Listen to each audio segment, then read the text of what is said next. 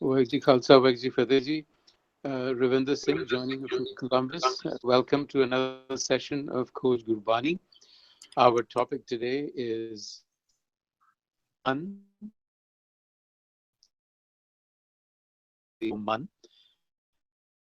and of who will be sharing now.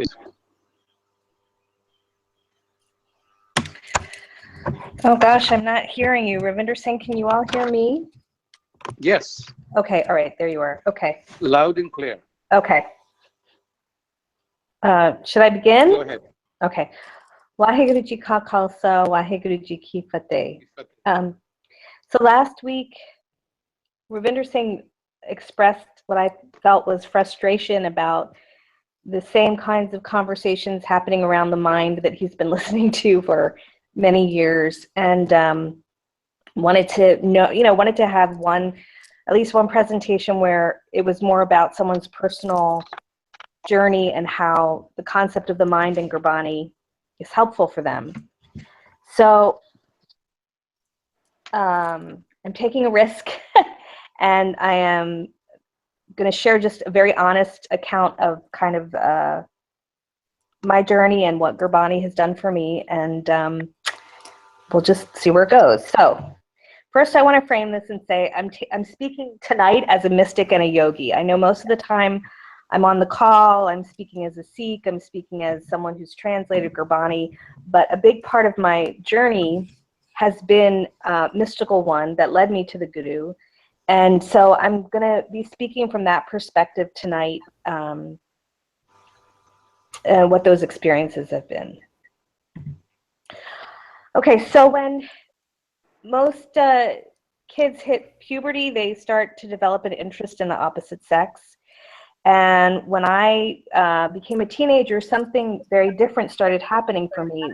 I started to have dreams where I could see the future, or if a loved one of mine had passed away, dreams where I could reach out and talk to them in the in-between places. So I would go to sleep at night and there would be these extraordinary experiences that would happen when I would sleep, and they felt very real and very valid. But when I woke up, there wasn't a spiritual, religious, or cultural context for what I was going through. And I was raised Catholic, and I went to Catholic school for 12 years. I was educated by nuns for, from first grade through being a senior in high school.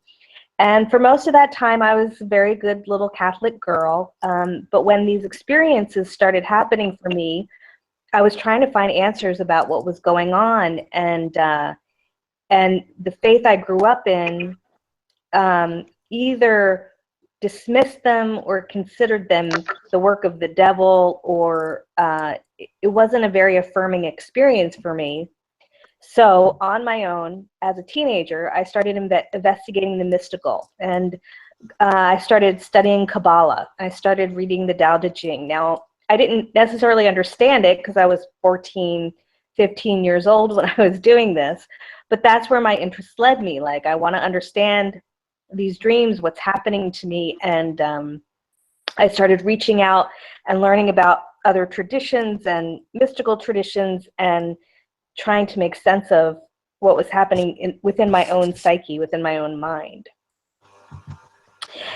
When I got to college, a couple things happened. I went to Rice University in Houston, Texas, and all of a sudden there were college courses on, Eastern philosophy and Buddhist philosophy and Taoism and shamanism and all these really fascinating topics. And when you get to college, like I had been, like I said, 12 years of nuns, and then I got to college and there was a certain freedom there of experimenting and on all kinds of levels. But one of the things that I mostly experimented with was sort of really, really making a breakaway from the faith I had been raised in and studying. I was especially drawn to Buddhism. And there were professors who would teach about it and then also offer opportunities to practice. And it's something that was like, oh yes, this is starting to feel good for me. In time, as I became a senior, I went to China and I studied in China for a year. When I was in college, my natural curiosity led me to, I took a lot of English literature classes and a lot of Asian studies classes and studied literary theory. And so my undergraduate work kind of evolved into a study of translation between Eastern mystical texts and the English language, and really the deep complexities involved in that from, not just from a cultural and linguistic perspective, but from an experiential perspective. And I got a scholarship to study in China based on that work. And I went for a summer. The scholarship was just for a summer, but I ended up staying a year. And I think going from the United States to China and it was the year after Tiananmen Square, was one of the most broadening experiences of my life. I carry it with me to this day, just how much I learned from living in China and just having the experience of a culture so completely different than the one that I grew up in. When I came back from China, I was really committed to studying spirituality, and I found a particular path that's called Dzogchen, and it's a Tibetan tradition, and it's practiced by both the Buddhists in Tibet and the indigenous religion of Tibet, which is called Bon, B-O-N, and Dzogchen is about the clear light of the mind. It's a practice that basically says you are pure and you are light in your origin and in your source, and all of your life is basically a manifestation of different aspects of your mind. And if you can learn to remain in the state of presence, you can liberate yourself just by being present with what is and touching your own light, and recognizing that life, like the mind is like a crystal, and it's clear in its nature, but you see different colors and experiences based on your thoughts, your samskaras. Of course, this is, it's been years since I've studied it, and it's a very simple explanation, but that's the essence of Dzogchen, and it was the path I was drawn to. Dzogchen talked about dreams in a way that finally gave me context for the experiences that had started for me and kept up for me when I was a teenager. And because the practice is all about stabilizing presence and stabilizing clarity, there's the monkey crazy mind, there's the mind that starts to get clear, and then there's the mind that's totally present. And there are actually dream practices. There are teachings where you can do dream practices in the Dzogchen tradition. So you do certain practices before you go to bed to cultivate the quality of your dreams, because that's one way of working with the mind to experience the clear light. And the 3 types of dreams, the first one is the samskaric dream, which just arises from your karmic traces, whether that's, your subconscious processing your day, or some kind of, karmas from the past. It's the dreams that make no sense, or it's just your mind working itself out. Then there's something called dreams of clarity, and the dreams of clarity can be lucid. They don't have to be lucid, but they can be lucid dreaming. And it's where the mind is actually capable of receiving information from the more subtle realms. So you can meet with a spiritual teacher or other beings. You can practices with dreams of clarity. It's a place where you can start to actually navigate the heavens and the earth in the dream space. And there are practices to develop this ability. And then the last kind of dream is called the clear light dream. And I've never had a dream like that, but I've had many, many, many dreams of clarity over my life. And the clear light dreams are really about dreams where there's no ego or dream ego present. You're just present with the light. You're just present with what is. And so there are many kinds of practices in the Dzogchen tradition. I think one of the more famous ones is the dark retreat, where you would go into a completely dark space for days or weeks or months at a time to understand the nature of your mind, to watch what your mind does. And you need a lot of preparation before taking on a practice like that. Somebody has to feed you. It's a very intense practice, but it's about getting to understand that the mind is creating visions, experiences, and images, but there's just light at the base of it. This is one of the key texts in Dzogchen. It's called the 6 Vajra verses. This is a translation done by a master, Nankai Narbu Rinpoche, with one of his translators. And I just want to share it because this became, I came across this in my early 20s, and at that time in my life it became a guiding teaching for me. The nature of phenomenon is non-dual, but each one, its own state, is beyond the limits of the mind. There's no concept that can define the condition of what is, but vision nevertheless manifests. All is good. And then these last lines are like, I don't know, a mantra, like a motto of my life. Everything has already been accomplished. And so, having overcome the sickness of effort, one finds oneself in the self-perfected state, and this is contemplation. Now, this is a very dense, you know, there are books written on these 6 Vajra verses. They're meant to be something that you study over a lifetime.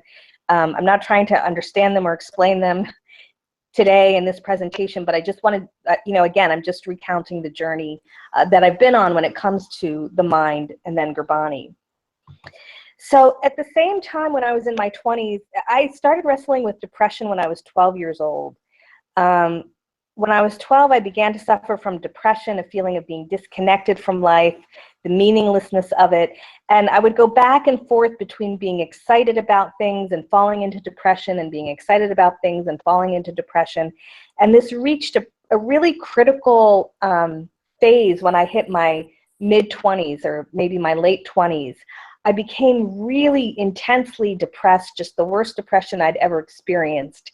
But at the same time, I was doing these practices, these Dzogchen practices.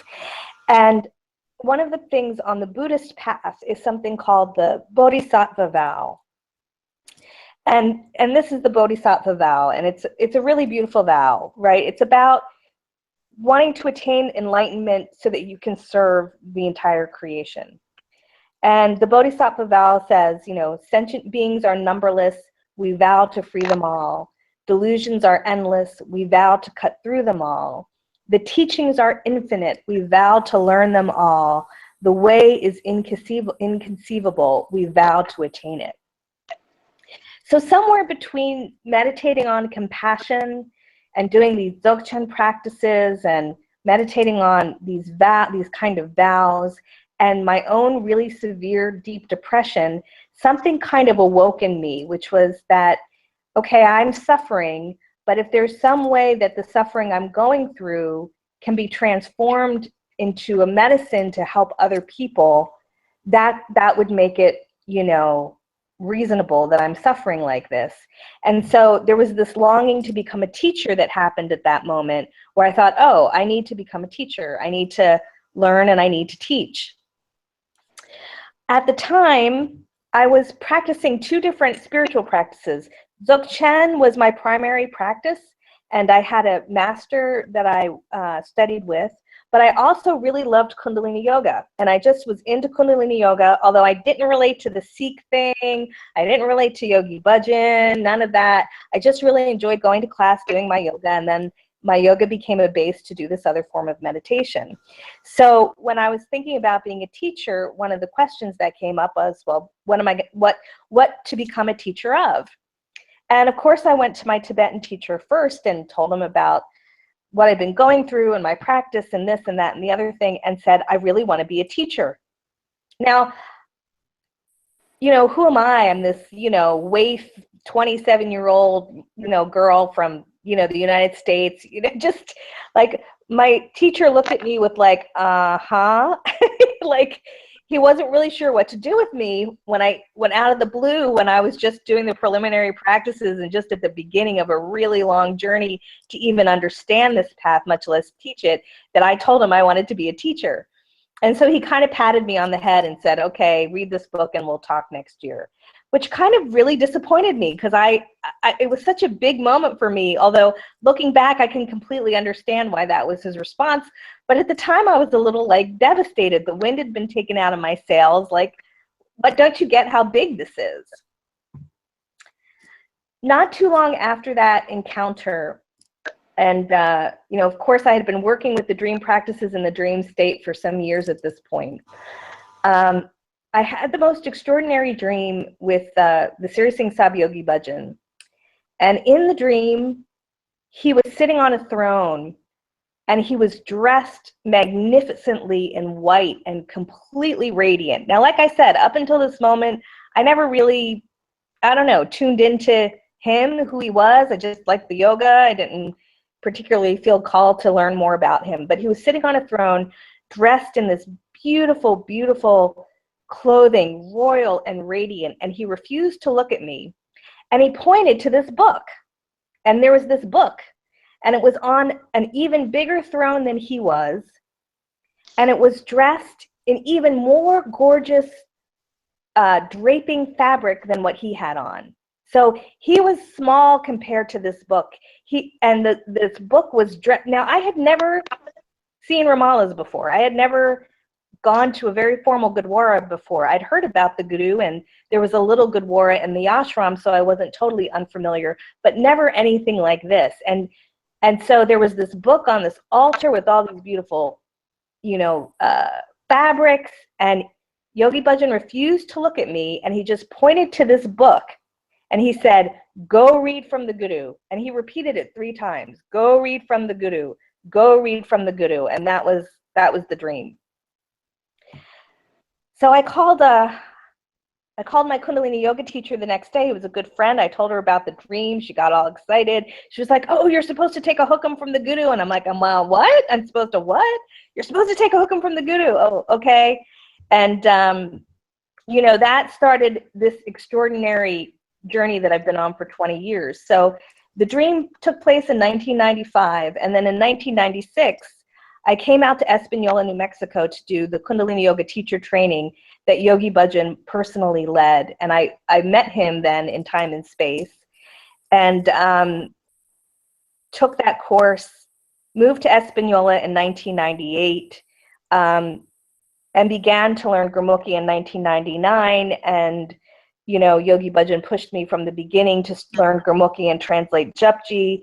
And that translation was completed under the Siri Singh Sab's guidance. And there's just so much to tell. That relationship was both in the subtle realm and the earthly realm, and it was just a profound experience for the last 20 years. And so by the time 2016 came around, you know, Kundalini Yoga has 3 levels of teacher training. I've done the first 2, and by Guru's grace, you know, I've translated Japji, Anand Sab, Sukhmani Sab, the Lavan, the engagement Shabads, and, you know, some other, you know, started working on the Nitnem and some other Shabads. So that prayer to be a teacher got answered in terms of the training, you know, and being able to learn something to teach that could help people, right? Not to be a teacher, but like that original altruistic prayer of, can I do something to help others, you know, got answered in the process.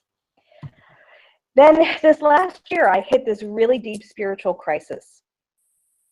After really intense practices from the time I was in my early 20s, something in my psyche flipped this year, and I've been going through the dark night of the soul. And there are Sikhs who I'm close to who say, no, this is a stage in you know, in spiritual development called Vairag. And, you know, it's been funny because I'm having this cross-cultural experience of depression where the psychiatrists say one thing, and, you know, these people who are learned about the Sikh spiritual path say another, and I'm like, okay, you know, I don't even know what lens to look at this through. But at the end of the day, I think it's a crisis of perception ultimately, because I've had all these amazing spiritual experiences, but there hasn't been an integration time.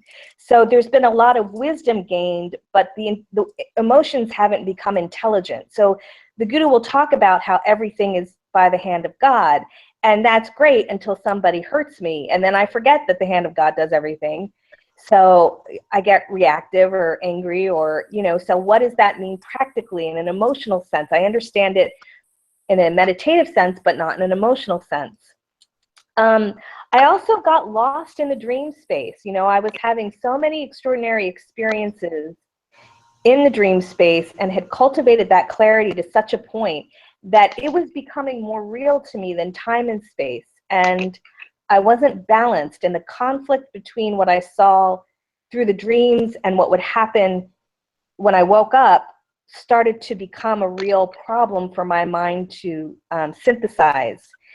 I've been, I had been celibate for a very long time doing all this study, never had a family, never had children, all these, midlife crisis for a woman. Oh my God, what happened with that whole part of my existence?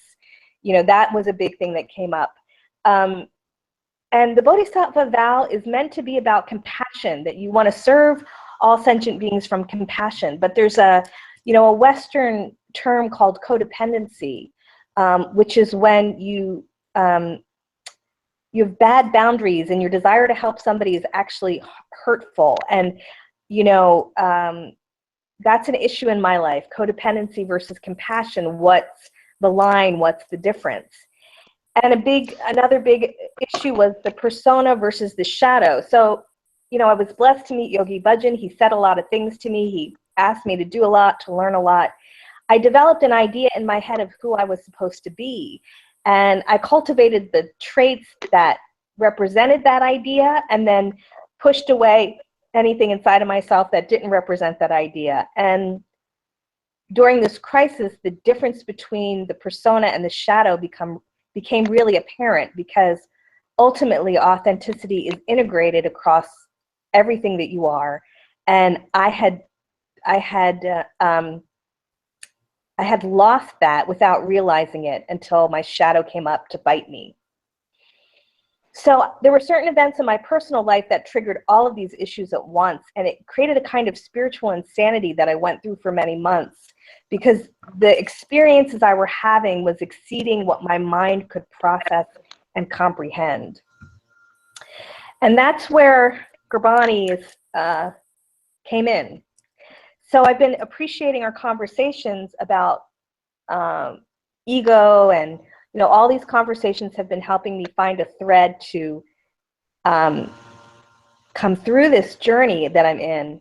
And this one line, "Mantu jot srup hai apana moola pechan," I'd heard Yogi Bhajan quote "Mantu jot srup hai" from time to time. Oh, mind, you're the form of divine light. But as we got into these conversations about the mind, this line started speaking to me in a deeper and deeper way, recognize your origin. And when I looked up the line in the Siddhi Guru Granth Sahib, I found that there's a Shabad by Guru Amar Das. It's 10 stanzas long. It's on Ang 440 to 441. So the Guru Amar Das is saying a lot of things to the mind. And the question came, can this Shabad help me integrate a lifetime of spiritual study and resolve this kind of crisis of perception or spiritual crisis that I'm in? Because I started off with the clear light of the mind, and then, here's Guru Amar Das talking about the mind as the form of divine light, and it's like a coming full circle of the journey that I've been on for almost 30 years. So I'm working on translating this particular Shabad. I don't have it all translated. It's going to take time. But here are a few lines that are already helping. JJ Mantung Dahavada Te Te Hare Nil Dea Nale. So mind, wherever you run, the eternal essence remains with you in every place. I translate HUD not as Lord or God, but the essence of the divine within us. And that's been really helpful, because my mind does believe that somehow it can run away from God or the divine, and it can't. Like, wherever you go, the divine's going to be there. So, you're either in tune with it or you're not in tune with it, but there's nowhere you can hide. And then this other line, Ek jant param pule tinme sehe aap pulai. Some beings go astray in doubt. The divine husband himself causes them to stray. And these lines actually help me relax a little bit, because I could be lost in doubt. I just could be lost, God knows where, and it's not my fault. And I think that's one of the things I appreciate about Gurbani is these lines about these things are happening and the cause is still beyond you. Like, it's even ego to think that it's your fault that you're in doubt. Like, you're not in doubt because of you. If you're in doubt, it's because where you've been led in this moment. And you just kind of have to say, well, if I'm in doubt, it's your will. So what do I need to beat myself up about it for? And then, of course, the line that so many people quote, you know, antar agyan how buddha hai such shabad mal kohu. So within the ignorance of the ego is the Buddha, right? Of course, I was a Buddhist, and then here's the word Buddha right here in Gurbani. So within the ignorance of the ego is this Buddha, is this wisdom and understanding. And the shabad is the sound current that cuts the ego, and such is the ultimate reality, you know, that shabad that comes and connects with that such removes the filth. And so again, it's kind of like, okay, if I want to clear the dirt and confusion that I've gotten into, the shabad is, it's not about we have to be good enough to understand the shabad or know it. It's that the shabad itself is the process to become clear. And that was something that I hadn't quite grasped the way that I'm understanding it now, which is that it's not that we have to become clear and come to the shabad, it's that the shabad itself is the process for the mind to become clear. So these are some of the lines from the shabad that are already helping. And then the last thing I want to do is just share one other discovery that I made. It's a big discovery. I'm not prepared to say much about it. I just realized it the other morning when I was translating. And it deserves a lot more research and thought before I say much about it. But there's an issue of mapping that I've come across in this shabad. So one thing Guru Amar Das has said, like in this shabad, the word husband is used over and over and over again. Karberag tun choda pakhand so hu sab kich jane. So be detached from the world, abandon all pretenses. Your husband knows everything. Now in English, like there's so many shabads in the Guru that talk about the bride. And in English, we talk about it as the soul bride and the husband Lord. But looking at this shabad, that could be a mismapping. That in the shabad, the mind actually is the bride and the divine is the husband, not the soul. The mind is the bride. And it's really clear, even though the word bride isn't used in this shabad, almost every single verse talks about mind, this is what you need to do with your husband. Mind, if you don't do this, your husband's going to be upset with you. Mind, this is how you merge with your husband. And so we've been talking, you know, for ever since Mohan translated into English, that bride refers to the soul. But if we look deeply at this shabad, that may be completely a mismapping in English, and that it's actually the mind that's the bride. And what does that mean on all kinds of levels? So it's something I just discovered. I wasn't sure whether to even share it tonight, but I thought I would go ahead and do that, although I'm not prepared to talk much about it because I feel like it deserves a lot more research. But that is my presentation, and I hope you've enjoyed it. Well, thank you, Ekukaji. Very interesting indeed. And I'm sure that aspects of it have resonated with each one of us. It certainly resonated with me. A lot of your experiences I can relate to. Thank you much again. Harvinder, I'm echoing. I can hear my own echo.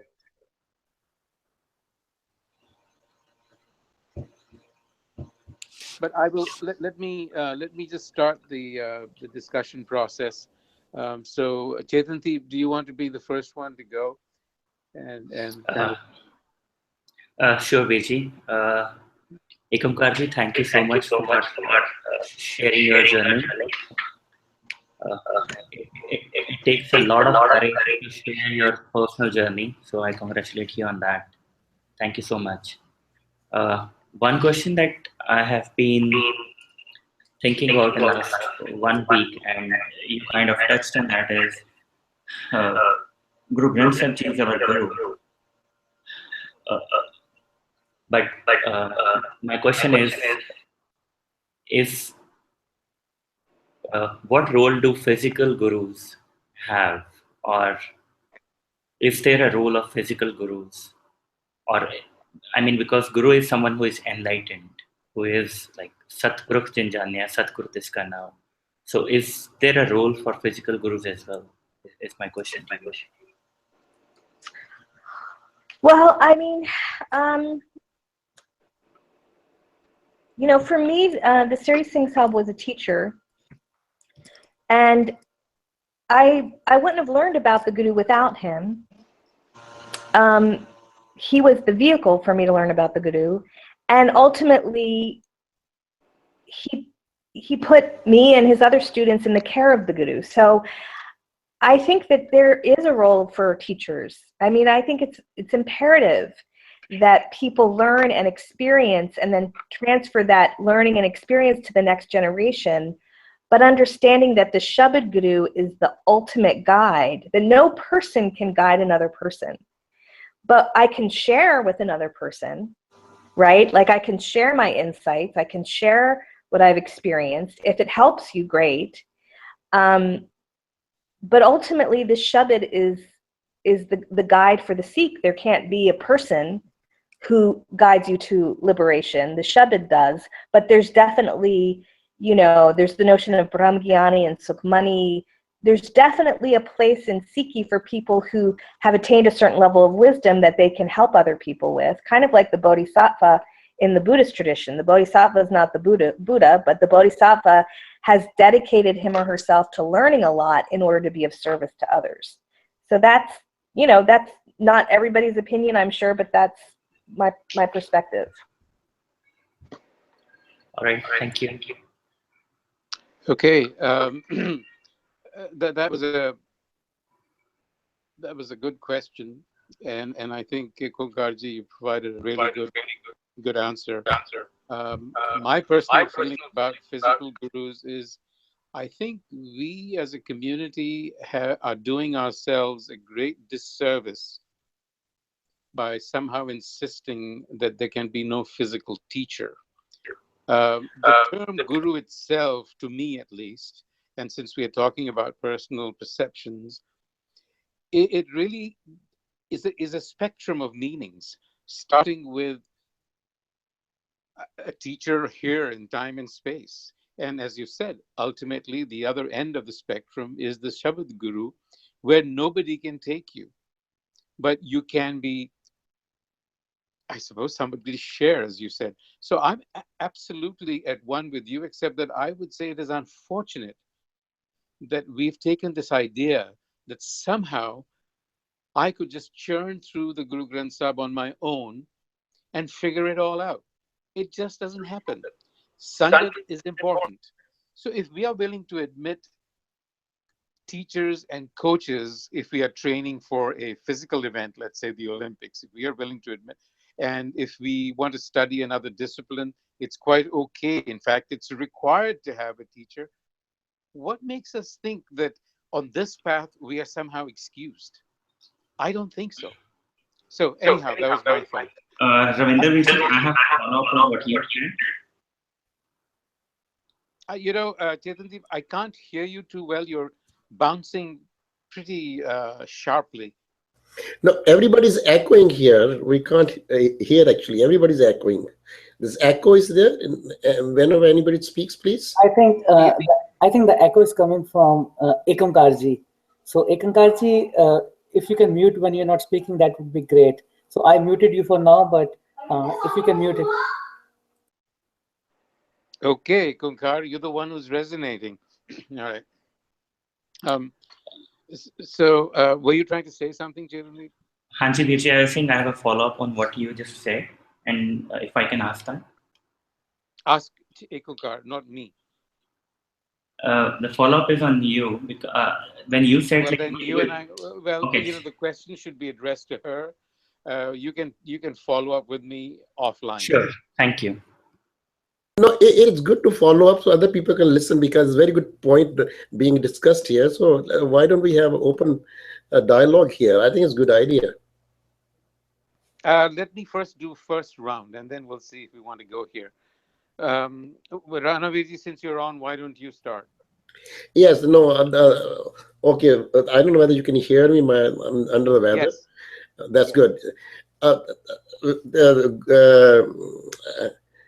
First, Ikinkarji, let me compliment you for sharing your experience, which brought you to this threshold. And I think it's a very rewarding threshold as we are collectively trying to explore and understand it.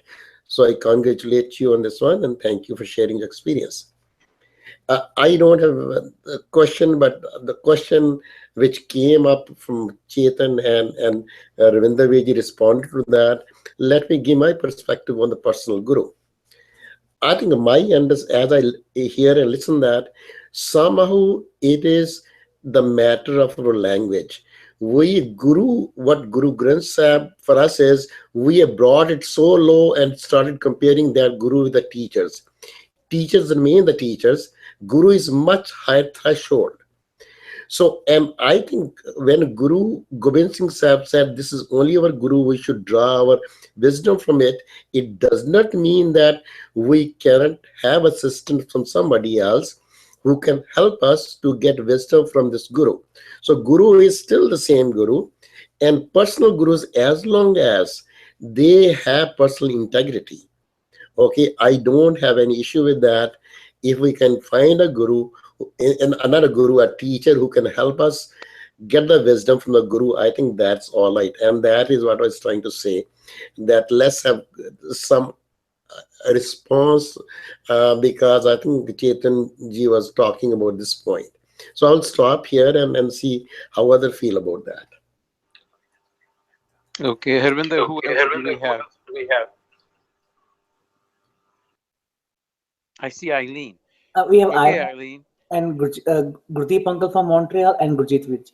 Okay, I just spotted Eileen here. Eileen, do you have a question for Rekha? Yes, Vaheguru Ji Ka Khalsa, Vaheguru Ji Ki Fateh. I'm just really floored by the presentation. I thought it was exceptionally, insightful, and just kind of, one of the hardest things I think is to track your own journey, and kind of look back and find things that are meaningful, and kind of gain your own insights, because I think we generally, tend to kind of spin our own stories for ourselves, just kind of human nature. And I really want to thank you for sharing, some of that personal journey. I guess my question is, kind of along the same lines. I guess if you're willing to take some thoughts in, something that I've wondered about that may be relevant, that you may have thought about, maybe have an answer to. I'm not sure, but I've often thought that one of the dangers, sort of when Western culture or Western folks like us, sort of try to embrace a non-Western type of spiritual base or some kind of approach, is the focus on experience. I know that there's a lot of variety. You've had a lot of variety in your spiritual path, but that experiential kind of focus and that sort of othering that happens, from the classic kind of Western, cultural point of view, that, these things are other, and they are highly mystical in a different and unique and not always constructive or positive way. That, I wonder if there's any chance that maybe, as you got, or one of the dangers even in some of the teachers, you had one teacher who sort of, patted you on the head and perhaps even, dismissed a real opportunity that you were having for self-reflection.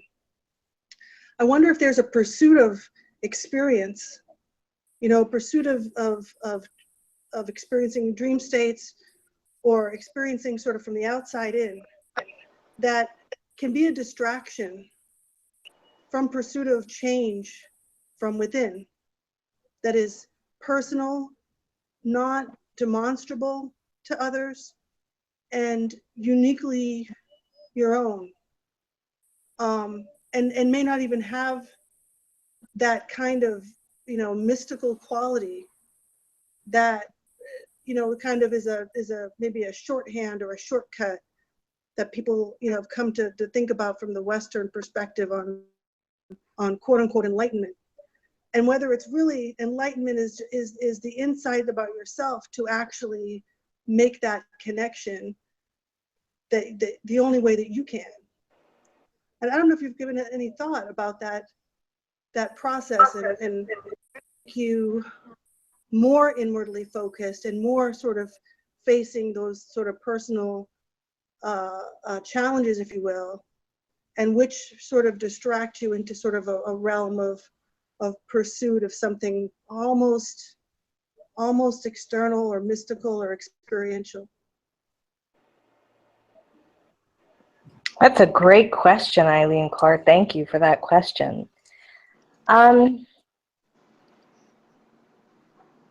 Well, there's a wonderful philosopher named Ken Wilber who wrote a book called A Brief History of Everything. And in it, he talks about, among other things, sort of the process of enlightenment, and he compares different systems. And he really talks about consciousness, like just that how consciousness matures. And even in the Anand Sab, when Guru Amar Das is talking about the senses, he'll say, "Oh, my ears, you were sent here to listen to truth. Oh, my eyes, you were sent here to see the divine light in everything. Oh, my body, you're here to do," like he talks to the body and the senses. And what he's doing is saying, when we're spiritually mature, we will see the divine light in everything. When we're spiritually mature, we will be able to perceive truth in everything. Like that we were born for this experience. The body was made for this experience.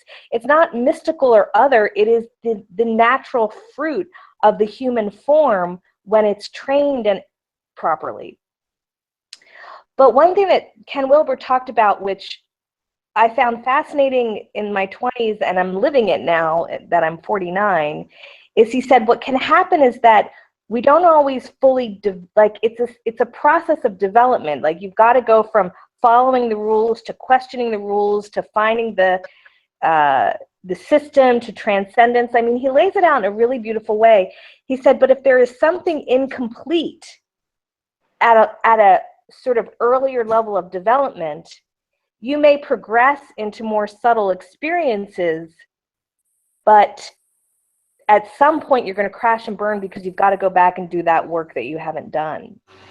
And so I do believe that the ability to perceive the divine in everything is the natural place that we come to, that our eyes were created for it, that when we mature, it will happen.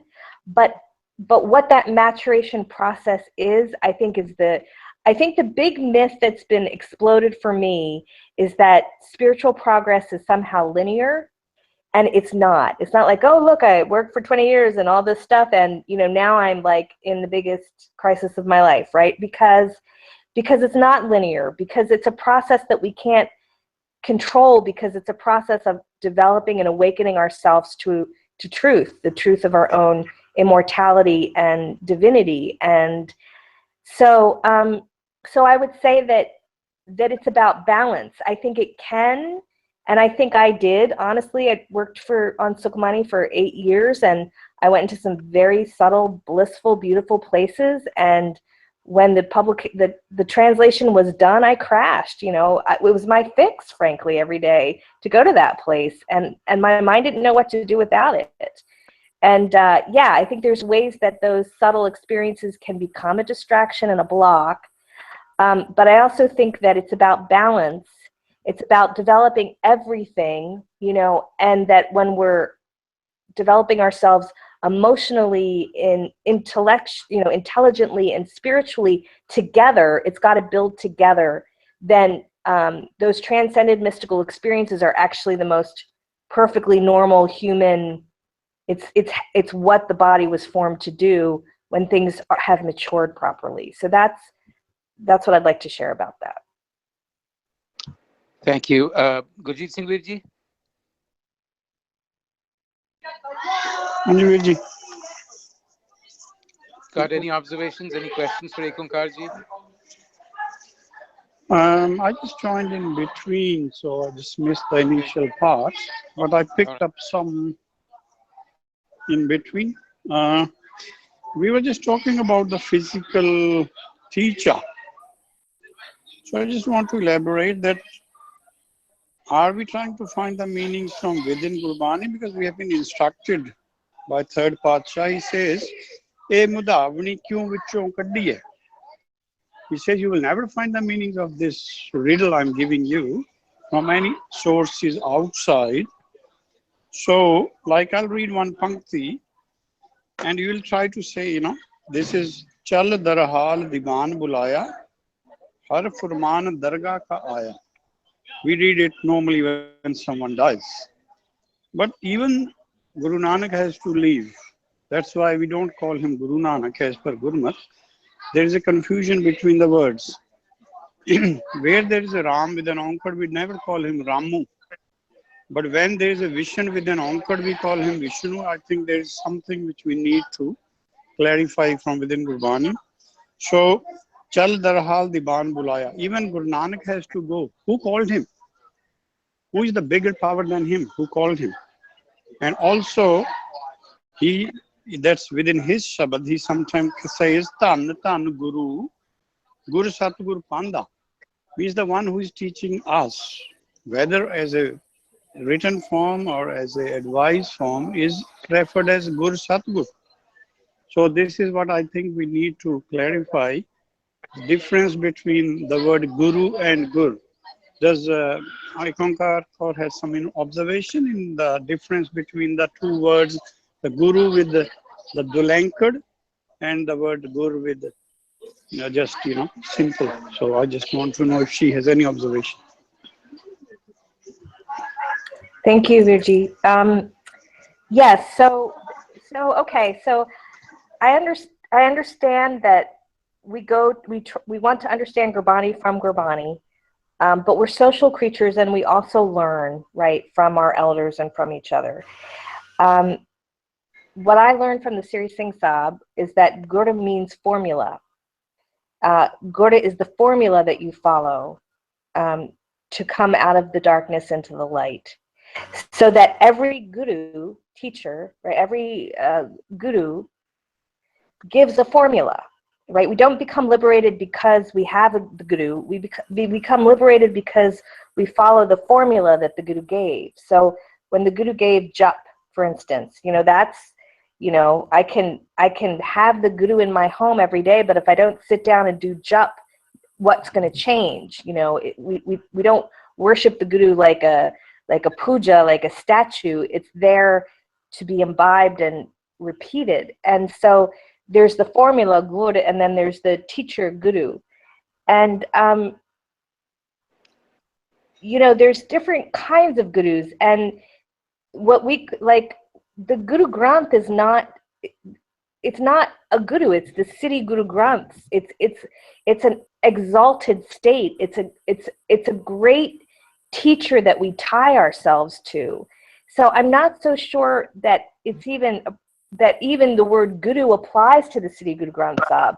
I don't think guru is as high as Siddhi Guru Granth Sahib. I think guru just means teacher, and you can have lots of teachers in lots of realms, but the Siddhi Guru Granth is a different dimension and a higher dimension than any other form of guru. Thank you. Gurdeep Singh Virji, we are kind of running out of time. Anji. Do you have any observations, any questions? It's a wonderful presentation she gave us. whatever the experience she told, it's not only her. If I give you an example of Professor Puran Singh, and if you know his life history, he went through exactly more or less what Ekankar explained. He went to yogis, he went to Japan, he became a Buddhist. Ultimately, somebody met him. If you don't mind, I can give the name. That was Dr. Paivir Singh, who gave him the final guidance. It's very much similar to what Ekankar said.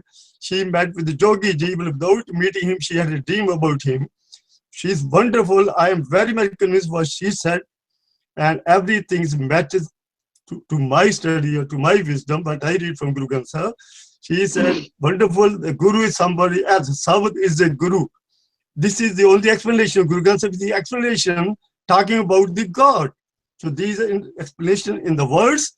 What words are beyond Guru Granth Sahib? Ved Kiteb Habahu Bahra, Nanika Pasha, Disejara. He's not there, but he's outside this explanation in Guru Granth Sahib and the technique Gur, which she said, wonderful. She answered, or Gur. This is a technique which we learn from somebody else. Let's say, don't call it a teacher, but Gurbani says, Purav Karam Ankur Jab Pragate, Petyo Rask Purkh Bairagi, Mityo Ander, Milat Har Nanak, Janam Janam Ki Soi Jagi. When you meet somebody here in body, like us or anybody who's more spiritually than you, he can help you to go and meet the Supreme Lord or Guru or whatever. I appreciate her. My opinion is maybe very much what she said. Thank you. No Thank you. question. Thank you, Chief. Thank you. Thank you. Thank you very much, Ekankar. Unfortunately, we are running out of time. I'm open to any suggestions for next week if you want to continue this discussion. But I'll leave it to all of you.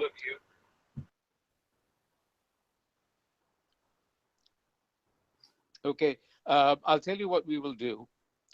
We will communicate via email as to what the agenda will be for next week, and we'll base it on input from all of you. So Ekunkarji, be prepared for an extended discussion, or we'll have something similar going on. I mean, I think you've inspired me to share some of my development, and some folks on the panel may want to do the same. Yeah, that sounds great. If that's what the group wants to do, Yeah. So let me reach out. Let us reach out to the group and see what they want to do.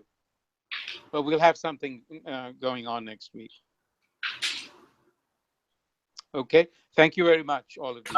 Vaheguru Ji Ka Khalsa, Vaheguru Ji Ki Fateh. Waheguru Ji Ki Fateh.